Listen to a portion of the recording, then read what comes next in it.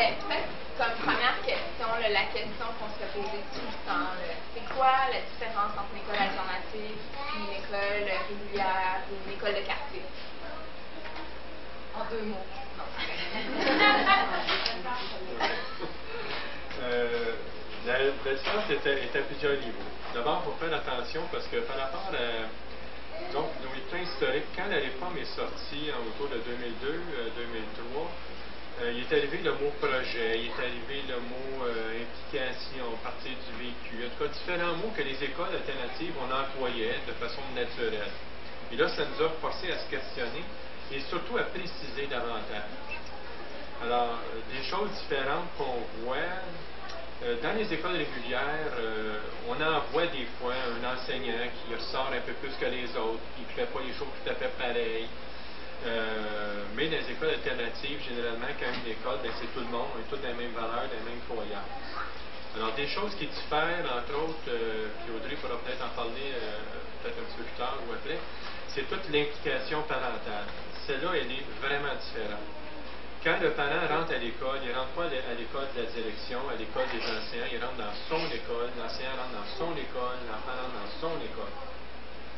Alors ça, c'est une première chose. Dans les écoles régulières, puis comme consultant, j'en fais beaucoup d'écoles régulières, le parent, généralement, il arrête au secrétariat. Essayez de dépasser la porte avec la boîte à lunch, vous êtes en retard, vous avez oublié de donner son lunch, il a oublié son lunch, essayez de dépasser la porte. Moi, je vous lance un défi. Puis encore. Donc, à l'école, tu rentres, tu vas y apporter la boîte à lunch, tu circules, parce que tu es chez vous.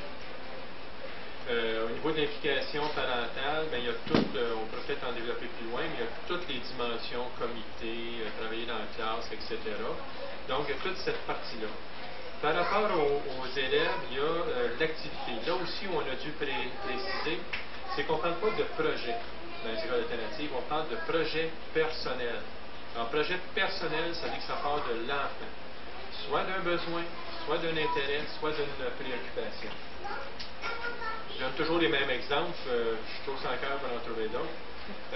Exemple, je peux avoir comme projet bien simple de dire pourquoi tes carottes sont oranges, comme je pourrais avoir comme projet de monter une pièce de théâtre. Il y a une école, à partir d'un projet de 2 élèves, finalement, ça a généré un projet de classe. Ils viennent de faire une comédie musicale à partir du Magicien d'Oz.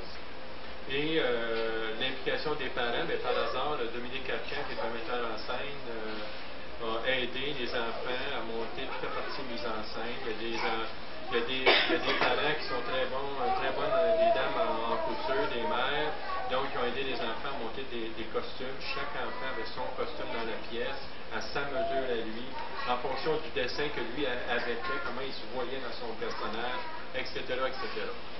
Et ils l'ont fait il y a deux semaines. Puis ils l'ont présenté pas un jeune projet, une organisation où on peut avoir des subventions. Il y a des gens du secondaire et tout qui présentent des projets par des subventions qui sont arrivés deuxième, des enfants de 3e et 4e année. Donc, il y a ça. Et la partie que je trouve aussi très importante qu'on voit, qu'on pourrait élaborer plus, là, mais je vous donne ça entre autres. Et le troisième aspect, c'est tout l'aspect d'intervention. On ne parle pas d'intervention punitive ou répressive, on va parler d'intervention éducative. Donc, c'est toujours plus long. Si j'en le chemin le plus court, c'est conséquences directes. Si je le fais cheminer, ça ne veut pas dire qu'il n'y a pas des conséquences, ça ne veut pas dire, mais on jase, on regarde, on pousse, on tire. Vous n'aurez pas, généralement, des écoles alternatives, dire que $10 pour la semaine, puis à la fin de la semaine, ben, s'il te reste $4, tu as le droit à la récompense du vendredi après-midi. Moi, quand je suis régulier, je dis aux enseignants, donnez-leur pas $10, donnez-leur en 6, parce que de toute façon, s'il en reste plus, s'il en reste moins que 4, ils n'ont pas le droit, donc c'est un peu joué. Il n'y a pas quelqu'un qui n'est pas correct. L'école alternative a ses valeurs, ses principes d'apprentissage, ses croyances. Et l'école régulière a les siennes et c'est correct. C'est juste que moi, je me retrouve plus, par rapport à moi, Michel, dans les écoles alternatives que je me trouve dans les écoles régulières. Donc, c'est pas de dire quelqu'un est correct et pas correct. C'est juste moi, quand je vais dans les écoles régulières, qu'on me demande de superviser un enseignant ou une enseignante ou de travailler avec une équipe école, ben, c'est sûr que je vais faire le reflet mettons, du $10 à $6, dire aux enseignants, quand vous donnez 10, mais dans le fond, à 6, j'ai plus le droit, pourquoi vous en donnez 10 au lieu de 6? Ah ben là, j'ai de toutes les sortes de réponses, mais ils sont honnêtes, ils sont corrects. Moi, je suis pas là, c'est juste. Avec la réforme, les écoles alternatives ont été obligées, moi je fais partie de ce mouvement-là, de se positionner parce que les commissions scolaires ne croyaient, disaient, ça coûte quand même assez cher faire une école alternative parce qu'il y a moins d'élèves. Donc, les commissions scolaires, ce qu'ils disaient, c'est que vous êtes comme la réforme, en fond, parce que vous voyez, vous avez les mêmes valeurs. Donc, le REPAC, le réseau des écoles alternatives privées au Québec, s'est positionné et a mis sur pied tout un référentiel des écoles alternatives.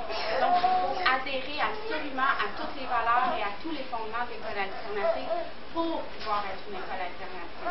C'est sûr qu'il y a des profs dans une école qui vont faire des projets d'élèves, mais ce ne sont pas tous dans une école traditionnelle, mais à l'alternative, ce ne sont pas c'est tous les profs qui vont adhérer au même projet. Tu ne peux pas dire, ben moi, ça, je ne veux pas le faire, et moi, je ne crois pas à ça. Quand il y a un projet, un référentiel d'école qui est fondé, qui est là, ben, tout le monde doit y adhérer. Et c'est là aussi la grande différence entre le traditionnel et l'alternative. OK. Non, on pourrait parler longtemps de cette question-là, mais j'imagine qu'à 11 heures, tout le monde va aller se coucher. On va essayer de faire un peu plus court. Ma prochaine question, c'est en lien justement avec le projet personnel. Ceux et celles qui ont lu notre document fondateur, qui est sur notre site Internet, le projet personnel est vraiment très important. C'est l'approche pédagogique privilégiée dans notre école. Donc, une question qu'on se fait souvent poser, c'est beaucoup d'inquiétudes, surtout du côté des conseillères pédagogiques, des assistants scolaires, c'est comment ça se vit au quotidien, le projet personnel? Est-ce que ça veut dire que les enfants partent tout de leur côté, ils font tout n'importe quoi, puis s'il y en a un qui dit genre, moi, je veux, je sais pas, utiliser les flaques d'eau, est-ce que ça veut dire, comment ça se fait l'encadrement? Est-ce que les enfants font n'importe quoi? Ben, premièrement, on a mis le mot projet à toutes les sauces. Donc, tous les manuels scolaires ont leur projet. Hein? C'est vendeur faire des projets. Donc, il faut savoir que c'est très marketing, dire qu'on fait un projet. Premièrement, un projet, c'est très simple, ça part d'une question d'un enfant. Si un enfant n'a pas de question, il n'y a pas de projet qui va naître.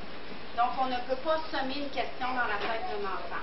On peut susciter des intérêts d'un enfant, on peut l'amener à aimer quelque chose d'une certaine manière, en ouvrant un champ d'études, en apportant des livres, en l'amenant à visiter des musées, en essayant d'ouvrir. Après ça, vont émerger les questions. Okay? Donc, un projet, c'est une démarche. C'est pas juste, on fait un brainstorming, excusez-moi l'anglicisme, on fait une classe d'exploration, ensuite on fait un plan, tu fais un projet.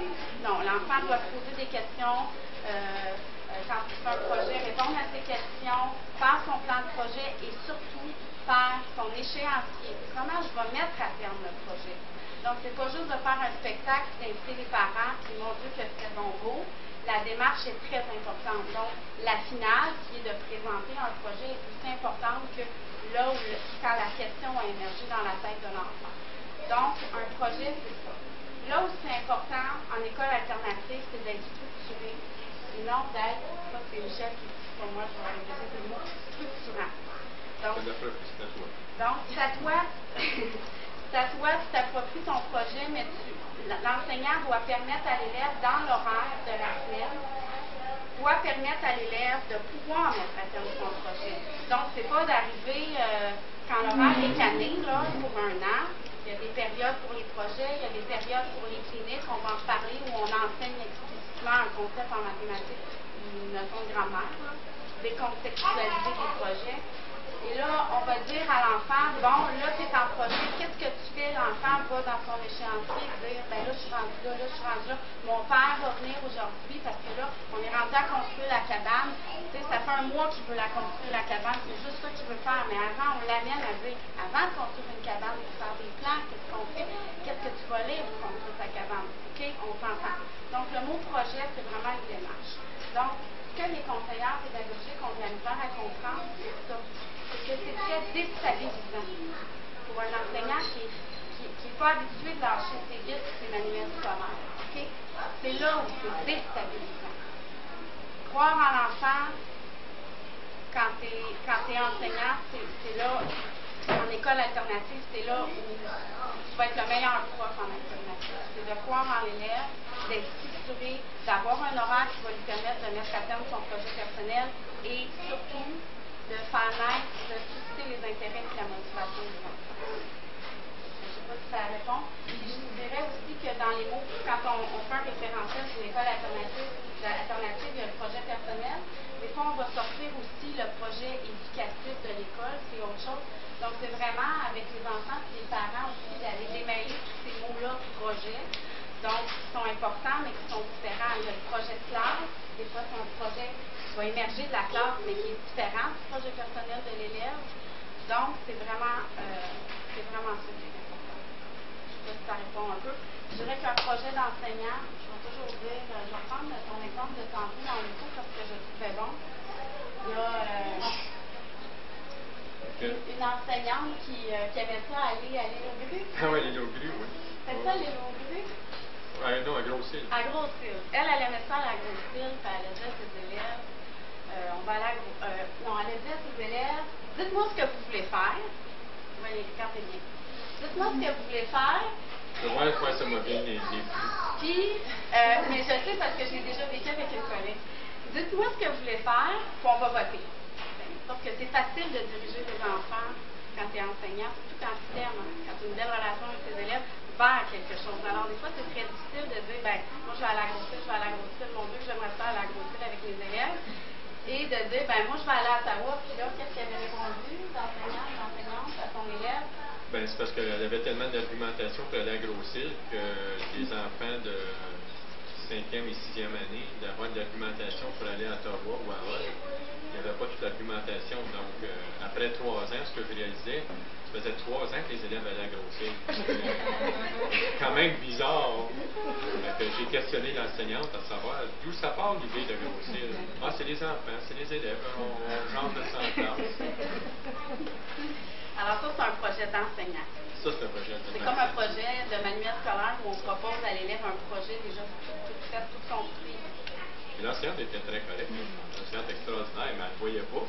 Ça a pris quelqu'un de l'extérieur pour lui faire voir, puis elle a dit, ah oui, mais je ne m'étais pas rendu compte.